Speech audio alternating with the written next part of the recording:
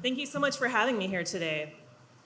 So as you heard in my intro, my career has taken me to the realms of thinking about the future, whether that's the future of fashion, the future of virtual reality, augmented reality, machine learning. And normally when I'm up on a stage like this, that's what I'm talking about, what my vision for the future is, the technologies that we're using to get there, and what it's like to be a founding member of startups and an entrepreneur and working at some of these cutting edge companies. But today I'm going to do things a little bit differently and talk about my own past. Because not too long ago, well, a little bit long ago now, I was in a room just like this, graduating from an art college in Canada. And I felt, I'm sure, the way many of you do, not sure what's going to happen next, kind of relieved that it's over, no clue what I was going to do after I graduated. But to take a step back even further, even before that, I'd always known that I wanted to be an artist and I wanted to be trained in the arts. So in grade school, I had pretty decent grades across the board, and I'm not just saying that to brag, there's a point to this, trust me. And I did pretty well in the maths and sciences and computer sciences. And a lot of members of my family, I guess they saw this as me having some sort of potential, right? As one does when your child's doing well in school. And so they asked me if I was gonna go to law school, or if I was gonna be an engineer, or if I was gonna go further into the sciences. But none of those interested me. I knew that I wanted to go to art school. Because in grade school, I had slogged through the math and the sciences because I knew that's what my family wanted me to do, but none of that really interested me. I never felt as good as when I was doing creative work, as when I was drawing and painting and doing things that were creative and inspiring. And also, when you get to choose your college, that really is one of the first times in your life where you have control over your own future. Up until that point, your parents and family are telling you what to do, and choosing a college is that first moment of autonomy that we have that sets the direction for the rest of our lives. And I was making that decision and saying, I want to go to art school. So when I said this to my family, these members of my family, and not my whole family, but these aunts and uncles who were asking about if I was going to be an engineer, a doctor, those members, they had an intervention. And I'm not kidding. I walked into a room and they were sitting there talking to me like I was a drug addict. And I hope none of you family members here did this to your kids, and if you did, I hope you feel really, really bad right now. So I walked into this room and they're telling me that this was gonna be one of the worst decisions that I'd make in my life. That I was going to be spending the rest of my life waitressing or working in a coffee shop. Best case scenario, maybe some low-wage production designer slogging it out, making minimum wage. They told me, look, to get into this art school, you don't even need good grades. All you need is a portfolio. Just a portfolio, right? So with grades like yours, you could get into this school, you can get into this school, you can get into this program. Why throw that away? You don't need to go to art school. You can do that on the side as a hobby. And you can always come back to it as a backup plan if you don't get into those good colleges. And I don't hold that against them. I think to some degree they really meant well. They really believed that I was throwing away my future, chasing some whim that I was too young or too stupid to know better. But I knew I wanted to be an artist. There was this inner voice telling me that this is what I had to do. And part of me, I wasn't really scared by what they told me. If I had to work as a waitress or in a coffee shop to support doing the thing I loved, well, that sounded way better than another 4 or 5 years of math and science homework and an entire lifetime of doing things that I didn't enjoy. But even then, there was this little tiny voice inside my head that said, maybe they're right. But I knew that I had to figure that out for myself. And so I did. I started in fine arts at an art college, and after a few years of that, I switched over to design, and not because I wanted to get a certain job. I just thought it was interesting what all the design students were doing. So switching from fine arts to design meant I had a few more years of school, and in the meantime, all of my friends I went to high school with who went to different programs were starting to graduate and work in engineering, oil and gas, putting down their first down payments on their homes, buying cars, and I was still up all night drawing. And that voice came back thinking, oh man, what have I done with my life? But then that inner voice came back and said, this is it. This is what I want to be doing. This feels right. So I graduated and I took on my first job as a graphic designer. And then shortly after, a friend of mine who was working at this really cool cutting edge tech startup said they had a role open and that I should apply there. Now this was really scary because even though I was reasonably tech savvy, I knew nothing about what this company was doing. And I really only thought myself to be employable as a graphic designer, someone who could do layouts, who had a good eye, who knew how to make things look good.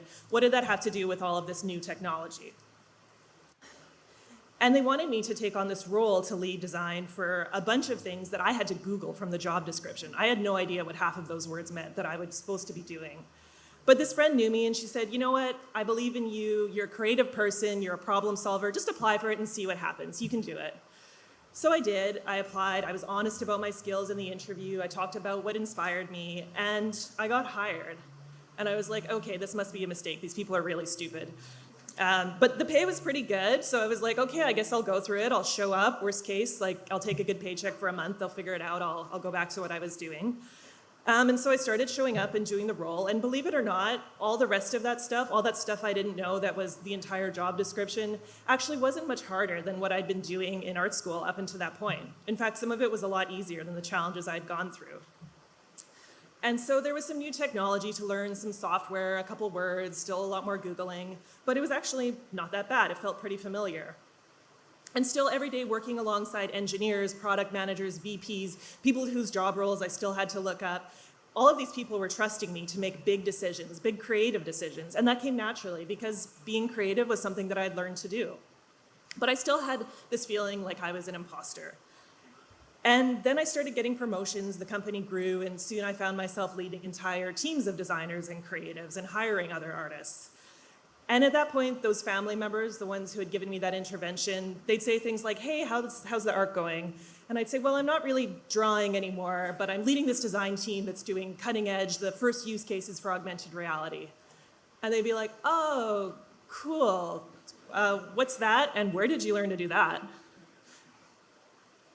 And so from that company, I got hired into another startup, and from there I started getting recruited to places like Facebook and Amazon. And at places like Facebook, you really start working alongside some of the elite. All of my colleagues were CEOs and from Stanford, and even we had this kid who at 19 had already built and sold his first company and was already a millionaire. So you're working alongside these people, and I still felt like an imposter. I was just waiting for that other shoe to drop, for someone to figure out and realize that the only thing I learned in school was color theory and design and the arts. And this was all just a big mistake. But that didn't happen, or it hasn't happened yet. I hope this isn't released to anyone I work with, so they'll find out. But at a certain point, I realized that it can't just be one mistake after another. Either I'm the world's best con artist, or there's something here and there's something along the line. I learned something that set me up to do all these new things and adapt really quickly.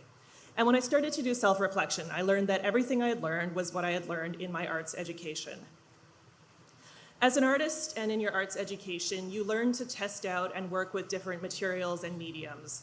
Whether you're working in visual arts and experimenting with acrylics and oil paints, or whether you're a filmmaker experimenting with different ways of storytelling and different lighting techniques, you're learning different things, but the core thread remains that you have your own ideas and your own vision. No matter what the medium, you're still yourself and you still have your style and your story to tell. And when I started to think of it, there aren't really a lot of college programs where you learn to do that. And I remember in college that my experience was very different from a lot of my friends who were in different programs, those engineers and computer scientists.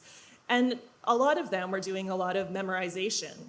And that's not putting that down, those are very important fields and there's a good reason for memorization. When I go to my doctor, I'm very glad that my doctor spent their education learn every strain of bacteria and that they've memorized every ailment, or that when I go to my accountant, they've memorized every tax law. But arts education is just really different. And as someone who's worked as a founder and as a member of startups, it's all the same.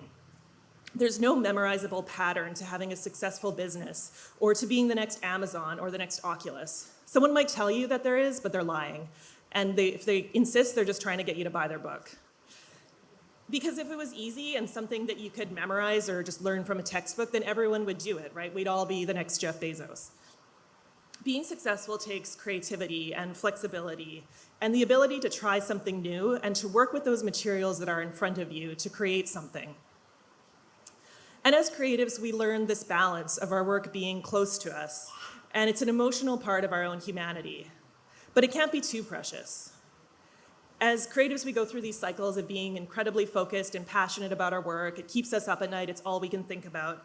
And then we put it out into the world, and we subject it to critique, to being shredded apart and interpreted subjectively through the different lenses of everyone who experiences it. When I was in school, we practiced the critique, and I'm sure you have too. We learned to give it and to receive it and use that to make us stronger. And how many other fields teach us this in school?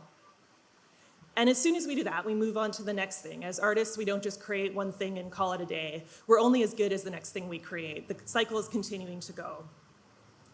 And it's the same thing out in the world when you're working with new ideas and starting new businesses and when you're trying to change the world with your ideas. When you hear about how a business or a seemingly good idea fails, it's often because they shy away from that critique. They're afraid of it. Or on the other hand, they're too reactive to that critique. They completely change their vision and change direction every time they get a different piece of inputting feedback. And you can't build anything lasting that way.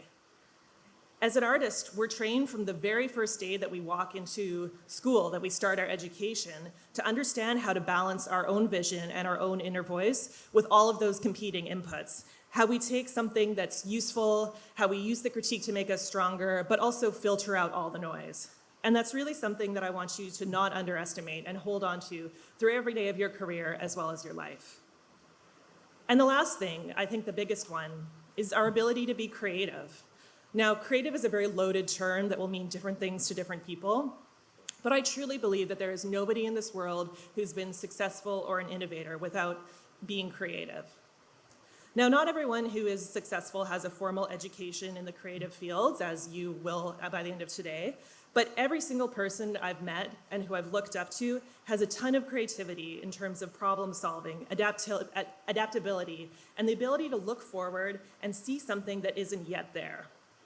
There's a saying that's used frequently in product design that if you went back into the days of horse-drawn carriages and went around and asked people what they wanted, if you said to anyone, if you could have any improvement to transportation, anything you wanted, what would that be? And the saying goes that most people would say they wanted a faster horse. But the thing that was a game changer that people would have said if they could only envision it was a car. And as artists, that's exactly what we do. We have the ability to see beyond those things that already exist. We take an idea that's in our head, whether that idea is inspired from something that's already in the world, whether it's an idea that comes to us in the shower, however your creative inspirations come from. We're able to take that idea that's in our head and we make it into something. We actually visualize it and bring it to life. And that's what you've been training every single day the past 2 years of your education to do. And I strongly believe that that is the key to success, and that all the leaders and the visionaries and the top CEOs are the ones who can do that.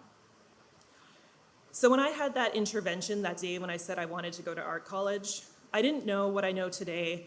I didn't know if I'd be successful at all. And I didn't know that all of those skills that I was about to learn in my next few years of arts education were going to be the exact skills that led me to where I am today. And I wish I could go back and tell everyone in the room the importance of that, but I can't. So the least I can do now is share to you who are in this room right now the importance of your education and that you have a huge, huge head start at being extremely successful. And that may be exactly in the field that you're graduating from today, or it may be more like my path that takes you different places in unexpected directions. But regardless, I want you to remember to hold on really closely to the things that you've learned.